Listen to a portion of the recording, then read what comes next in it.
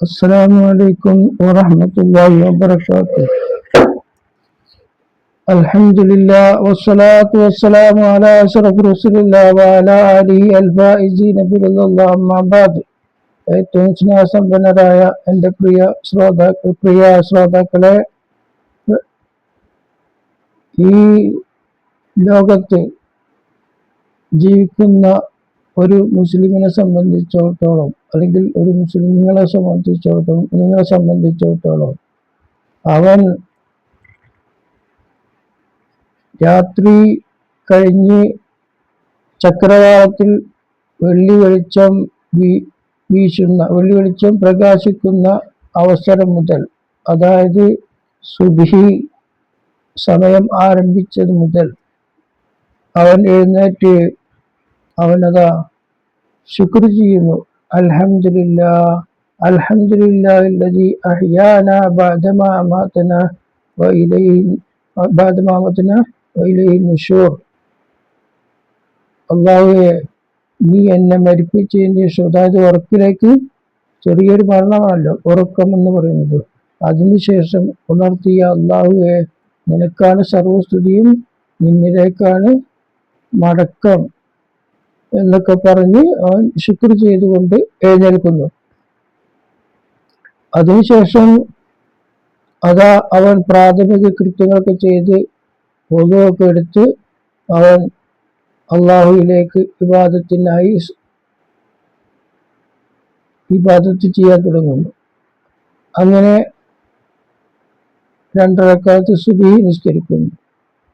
അതുപോലുള്ള സൽക്കർമ്മങ്ങളൊക്കെ, സുന്നത്തുകളൊക്കെ സുബ്ഹി നിസ്കരിച്ച് അവൻ ആത്മീയമായ ഒരു അന്തരീക്ഷത്തിലായി അവന്റെ ദിവസം അവന്റെ പകൽ തുടങ്ങുകയാണ്. ഖുർആൻ ഓതി അതിനുശേഷം നേരം പുലർന്നതിന് ശേഷം അതാ അവന്റെ കുടുംബാംഗങ്ങൾക്കും മറ്റും അവരുടെ ഉപജീവനത്തിനു വേണ്ടി, അവന്റെയും അവന്റെ കുടുംബത്തിന്റെ ഉപജീവനത്തിനു വേണ്ടി അവൻ അധ്വാനിക്കാൻ പോകുമ്പോൾ അവരുടെ നന്മക്കായി കരുതിക്കൊണ്ട് അവൻ നിയ്യത്ത് ചെയ്ത് ഇറങ്ങുകയാണ്. ജോലി ചെയ്ത് പോറ്റുന്നതിനു വേണ്ടി അവൻ അധ്വാനിക്കുന്നു എന്ന് കരുതുന്ന അതുപോലും അവനൊരു സുഹൃതമായി ഭവിക്കുന്നു. അങ്ങനെ ഉച്ചയായി കഴിയുമ്പോൾ, ളുഹറിന്റെ സമയമാകുമ്പോൾ വീണ്ടും പ്രപഞ്ചനാഥനു മുമ്പിൽ അവൻ ളുഹർ നിസ്കരിക്കുന്നു, മറ്റു സുന്നത്തുകളൊക്കെ നിസ്കരിക്കുന്നു. അതിനുശേഷം അസ്റാകുമ്പോൾ അസ്ർ നിസ്കരിക്കുന്നു. അതിനുശേഷം അവൻ മഗ്രിബിയാകുമ്പോൾ അവൻ മഗ്രിബ് നിസ്കരിക്കുന്നു. അതുപോലെ ഇശ ആകുമ്പോൾ ഇശ നിസ്കരിക്കുന്നു. അതിനിടയിൽ ഒരുപാട് സുഹൃത്തുക്കൾ ചെയ്യുന്നു, സുന്നത്തുകളൊക്കെ കുറെ നിസ്കരിക്കുന്നു. അതുപോലെ നല്ല നല്ല പ്രവർത്തനങ്ങൾ ചെയ്തുകൊണ്ട് അവൻ മുന്നോട്ട് പോകുന്നു. ഇവിടേക്ക് ലഭിക്കുന്ന ആത്മീയമായൊരു സുഖം ഒന്ന് വേറെ തന്നെയാണ്. അങ്ങനെ അവൻ രാത്രിയായി ഉറങ്ങാൻ കിടക്കുമ്പോഴും അള്ളാഹുവിനെ ഓർത്തുകൊണ്ട് ഉറങ്ങുന്നു. അങ്ങനെ രാത്രി പാതിരാ സമയത്തിന് എഴുന്നേറ്റ് അവൻ തഹജ്ജുദ് നിസ്കരിക്കുന്നത്, ഇല്ലാതെ നിശബ്ദതയിൽ എന്ന് പറയുന്ന ആ നല്ല സമയത്ത് അവൻ എഴുന്നേറ്റ് തഹജ്ജുദ് നിസ്കരിക്കുന്നു. അതുപോലെ വീണ്ടും ചക്രവാളത്തിൽ വെളിച്ചം പ്രകാശിക്കുന്ന സമയമാകുമ്പോൾ, അതായത് സുബ്ഹിന്റെ സമയമാകുമ്പോൾ സുബ്ഹി നിസ്കരിക്കുന്നു. ഇങ്ങനെ തുടർന്നുകൊണ്ടേയിരിക്കുന്ന ഒരു മനുഷ്യന്റെ ജീവിതം എത്ര ധന്യമാണ്, അവന് കിട്ടുന്ന അനുഭൂതി എത്ര വലുതാണ്. ആ അനുഭൂതികൾ അനുഭവത്തിനോടൊപ്പം അള്ളാഹുവിന്റെ സ്നേഹവും തൃപ്തിയും അവന് ലഭിക്കുന്നു. അങ്ങനെ ഒരു കൊല്ലത്തിലൊരിക്കൽ റമദാൻ കടന്നു വരുമ്പോൾ അള്ളാഹുവിനോട് കടപ്പെട്ട അവൻ ആ നിർബന്ധമായ അള്ളാഹുവിനോട് ചെയ്യേണ്ടുന്ന ഒരു നോമ്പ് അതവനതാ നിർവഹിക്കുന്നു. സുബഹിന്റെ സമയമാകുമ്പോൾ മുതൽ സൂര്യൻ അസ്തമിക്കുന്നത് വരെ ഭക്ഷണമോ വെള്ളമോ ഒന്നും കഴിക്കാതെ അവന്റെ സമയം നീക്കി അള്ളാഹുവിന്റെ തൃപ്തിക്കായി അവൻ മാറ്റിവെക്കുന്നുമില്ല നല്ല കാര്യങ്ങൾ. തിന്മ ഒട്ടും ചെയ്യാതിരിക്കാൻ ശ്രമിക്കുന്നു, നല്ല കാര്യങ്ങൾ പരമാവധി ചെയ്യുന്നു. നല്ല കാര്യം മാറ്റിവെക്കുന്ന നല്ല കാര്യം ഉദ്ദേശിച്ചത് അനുവദനീയമായ നല്ല കാര്യങ്ങൾ. അത് നോമ്പിന് പറ്റാത്ത അനുവദനീയമായ പല കാര്യങ്ങളും അവൻ മാറ്റിവെക്കുന്നു. അങ്ങനെ ആത്മീയമായ ഒരു സുഖം ലഭിക്കുന്നു.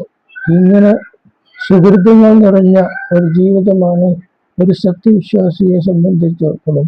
ധാരാളം സുഹൃത്തുക്കൾ ചെയ്യാനുണ്ട്. ഈ പറഞ്ഞത് ഏതാനും മാത്രമാണ്. അതുപോലെ അങ്ങനെ ജീവിക്കുന്ന ഒരു മനുഷ്യനെ സൃഷ്ടിക്കുക എന്നുള്ളതാണ്, അങ്ങനെ സമൂഹത്തെ സൃഷ്ടിക്കുക എന്നുള്ളതാണ് നബി സല്ലല്ലാഹു അലൈഹി വസല്ലം തങ്ങൾ ഏറ്റെടുത്ത വലിയൊരു ദൗത്യം. ആ ദൗത്യം ഏറ്റെടുക്കാൻ വേണ്ടി തുനിഞ്ഞപ്പോൾ, അള്ളാഹുവിന്റെ നിർദ്ദേശപ്രകാരം തുനിഞ്ഞപ്പോൾ ഒരുപാട് പരീക്ഷണങ്ങൾ നബി സല്ലല്ലാഹു അലൈഹി വസല്ലം തങ്ങൾക്ക് നേരിടേണ്ടി വന്നിട്ടുണ്ട്. ഈ സത്യം ഔദ്യോഗികമായി അറിയിക്കാൻ വേണ്ടി 40 വയസ്സ് പൂർത്തിയായപ്പോൾ നബി സല്ലല്ലാഹു അലൈഹി വസല്ലം തങ്ങൾക്ക് അറിയിപ്പ് കിട്ടുകയും അത് പ്രകാരം സമൂഹത്തെ വിളിച്ച്, കുറച്ച് നന്മയുള്ള ആളുകൾ അന്നുണ്ടായിരുന്നെങ്കിലും അധിക പേരും തിന്മയിലും ധിക്കാരത്തിലും അഹന്തതയിലും ജീവിച്ചവരായിരുന്നു.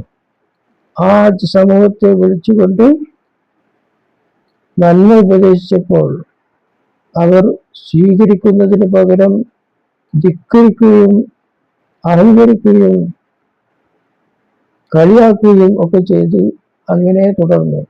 അതിനുശേഷം നബി സല്ലല്ലാഹു അലൈഹി വസല്ലം തങ്ങൾ കൊണ്ടുവന്നത് സത്യമാണെന്ന് ബോധ്യമായവരൊക്കെ ഇസ്ലാമിലേക്ക് കടന്നു വരികയും ആദം നബി അലൈഹി ഇസ്ലാം മുതൽ തുടർന്നു വന്ന അള്ളാഹുവിന്റെ ദീനാവുന്ന ഇസ്ലാമിലേക്ക് അവർ കടന്നു വരികയും അങ്ങനെ അവർ ഒരുപാട് പേർ സൽപാന്താവിലേക്ക് കടന്നു വരുന്നത് കണ്ടപ്പോൾ അക്രമം ചെയ്യുന്ന, അനീതി ചെയ്യുന്ന ജനങ്ങൾക്ക് സഹിക്കാൻ കഴിഞ്ഞില്ല.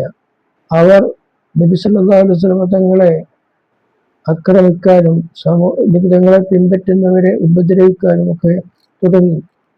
അങ്ങനെ നബി സല്ലല്ലാഹു അലൈഹി വസല്ലം തങ്ങൾ ത്യാഗം സഹിച്ചുകൊണ്ടാണ് ഒരു സമൂഹത്തെ നന്മയിലേക്ക് വഴി നടത്തിയത്.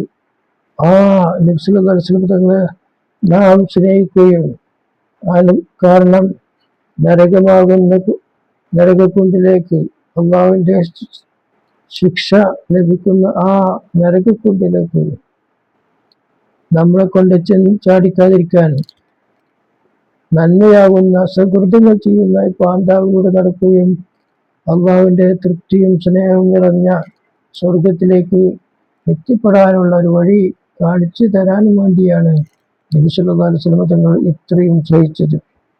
ആ അങ്ങനെ സഹിച്ചില്ലായിരുന്നുവെങ്കിൽ നമ്മുടെ സമൂഹം എത്രമാത്രം അധപ്പതിക്കുമായിരുന്നു. അത് ആ സമൂഹത്തെ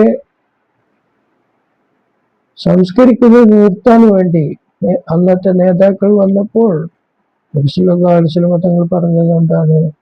എൻ്റെ കയ്യിൽ ഒരു കയ്യിൽ സൂര്യനെയും മറുകയിൽ ചന്ദ്രനെയും വെച്ച് തന്നാൽ പോലും ഞാൻ ഈ നേരായ മാർഗത്തിലേക്കുള്ള ക്ഷണം നിർത്തുകയില്ലെന്ന് സധൈര്യം അവരുടെ മുമ്പിൽ പറയുകയാണ് ഉണ്ടായത്.